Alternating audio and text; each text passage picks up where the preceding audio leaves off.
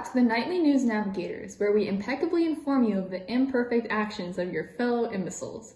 Tonight, this program is made possible by our generous sponsors, Alibaba, Huawei, and Tencent.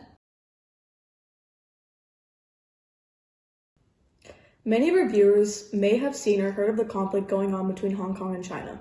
Many viewers are thinking that we should just give China Hong Kong. They think that it'd be beneficial to give them both Koreas and Taiwan. Russia is currently the biggest country in the world. Viewers are thinking to let China reclaim this title. Let's go to an expert for some background on this topic.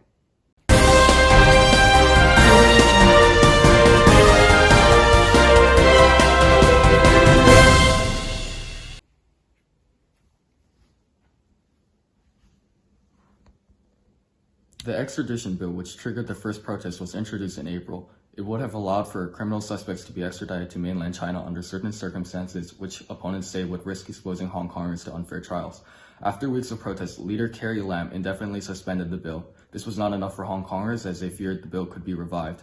Protesters have adopted the motto, 5 demands, not one less. These demands are for protesters not to be characterized as riots, amnesty for arrested protesters, an independent inquiry into alleged police brutality, and an implementation of complete universal suffrage. The 5th demand, the withdrawal of the bill, has already been met.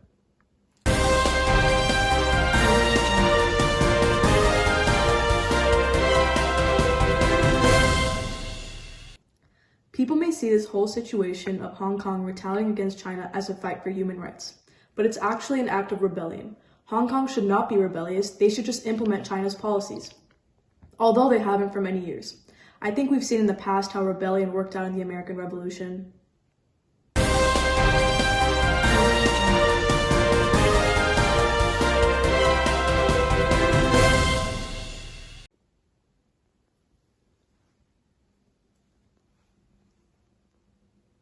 Now you may be thinking, what if the other countries protest are joining with the Great Red State?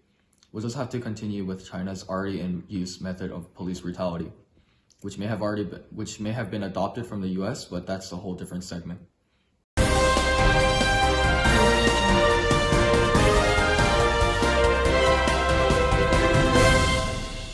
The police have apologized for firing tear gas into a pharmacy and restaurant in Hong Kong for absolutely no reason.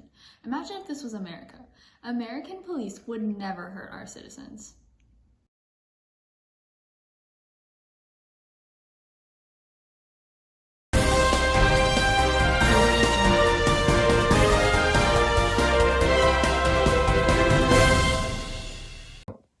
In hopes to handle these protesters, Chinese police forces fired a stream of water in places to calm down these protests.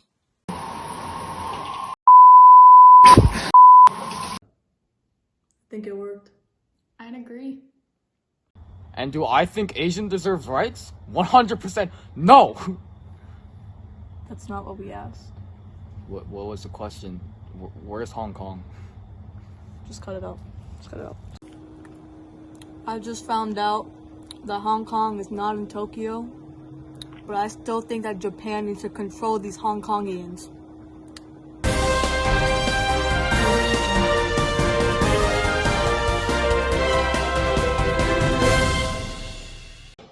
Americans have no knowledge on the Hong Kong protests. Maybe it's because the media only covers irrelevant parts of it, like the police shooting water cannons, instead of actually covering that it's for human rights. And while researching this, it took us an hour to find out what's actually going on. Up next, how can video games and vapes lead to violence in America?